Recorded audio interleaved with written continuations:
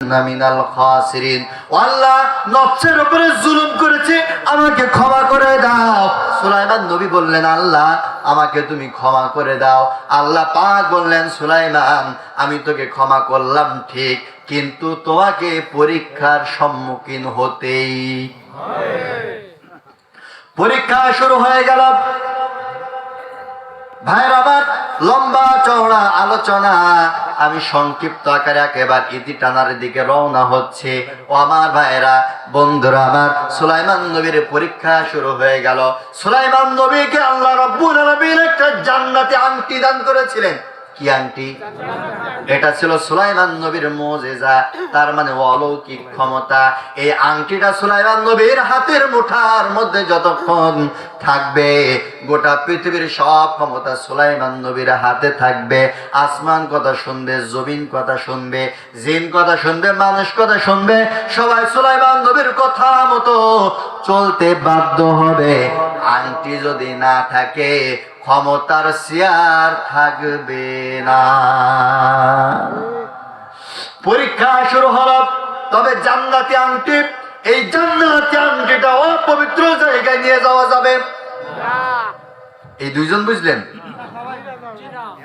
আলোচনার শেষ, দোয়া করি। উত্তর না দিলে হুজুর একা ওয়াজ করবে, আপনার উত্তর দেবেন না, তা তো হবে না। ভাইয়ের আমার, বন্ধুরা আমার, সুলাইমান নবীর ওই পবিত্র জান্নাতি আংটিটা বাথরুমের মধ্যে নিয়ে যাওয়া যাবে না, নিয়ে যাওয়া যাবে না। হযরতে সুলাইমান আলাইহিস সালাম সিংহাসন থেকে নামলেন, আংটিটা প্রহরীর কাছে দিলেন, বিশ্বস্ত প্রহরী। যেমন হাসিনার বিশ্বস্ত প্রহরী ছিল উবাইদুল কাদের। হাসিনা যেদিন পলাইছে তার একদিন আগেই মাগার পলাইছে, অথচ এই উবাইদুল কাদের বলেছিল আমরা পালাবো না। আমার ভাইয়েরা, বন্ধুরা আমার, কিন্তু আমরা সময় সাপেক্ষে দেখতে পেলাম ওই উবাইদুল কাদের হাসিনাকে রেখে আগেই পালাইছে। ভাইয়েরা আমার, জালিমরা যতই বাড়াবাড়ি করুক না কেন, আল্লাহর ক্ষমতার সামনে ওরা টিকতে পারে না। আমার ভাইয়েরা, বন্ধুরা আমার, কোন কথা বলছিলাম? আংটির কথা বলছিলাম। বিশ্বস্ত প্রহরী ছিল সুলাইমান নবীর, একজন বিশ্বস্ত প্রহরী ছিল। প্রহরীর কাছে আংটিটা দিয়ে বলল, আংটিটা রেখে দাও, আমি একটু বাথরুম থেকে আসি। ভাইয়ের আমার, সুলাইমান আলাইহিস সালাম জান্নাতে আংটিটা প্রহরীর হাতে দিলেন। সুলাইমান নবী বাথরুমে গেলেন। এবার আমি আপনাদের কাছে জানতে চাই, আংটিটা এখন কার হাতে? সুলাইমান নবী এখন কোথায়? সুলাইমান নবী শুধু মানুষের বাদশা ছিলেন না, হযরতে সুলাইমান আলাইহিস সালাম তিনি জিন বাদশা, দানব, সব কিছু তিনি বাদশা ছিলেন। হযরতে সুলাইমান নবীর ব্যাপারে আল্লাহ রাব্বুল আলামিন এই কোরআনুল কারীমের মধ্যে পিপিলিকা নামে একটা সূরা নাযিল করেছে। ওই পিপিলিকা নামক সূরার মধ্যে আল্লাহ পাক বলেছেন, পিপিলিকা পর্যন্ত সুলাইমান নবীর কথা শুনতে বাধ্য ছিলেন। কি পরিমাণ ক্ষমতা আল্লাহ রাব্বুল আলামিন সুলাইমান নবীকে দান করেছিলেন। হযরতে সুলাইমান আলাইহিস সালাম অপরিচিত একটা রাষ্ট্রে ভ্রমণ করতে গেছে। 9 মাইল উপরে, তক্তার উপরে রয়েছে সুলাইমান আলাইহিস সালাম। কয় মাইল?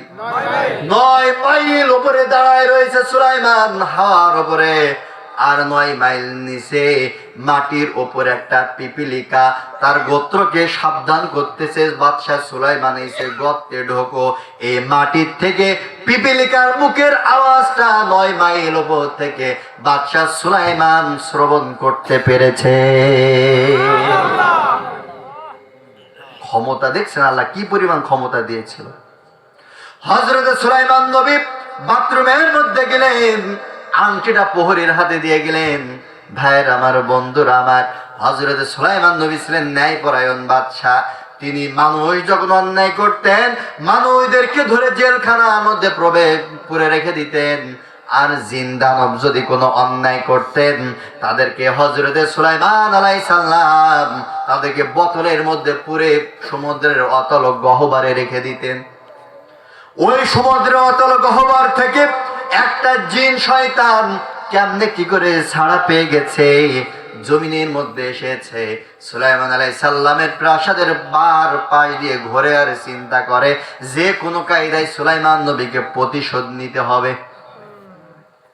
যেই না সুলাইমান নবী গোটা পৃথিবীর ক্ষমতা ধর আংটিটা প্রহরীর হাতে দিয়ে বাথরুমের মধ্যে গেছে, ওই জিনটা হুবহু সুলাইমান নবীর পা থেকে মাথা পর্যন্ত সূরত ধারণ করেছে।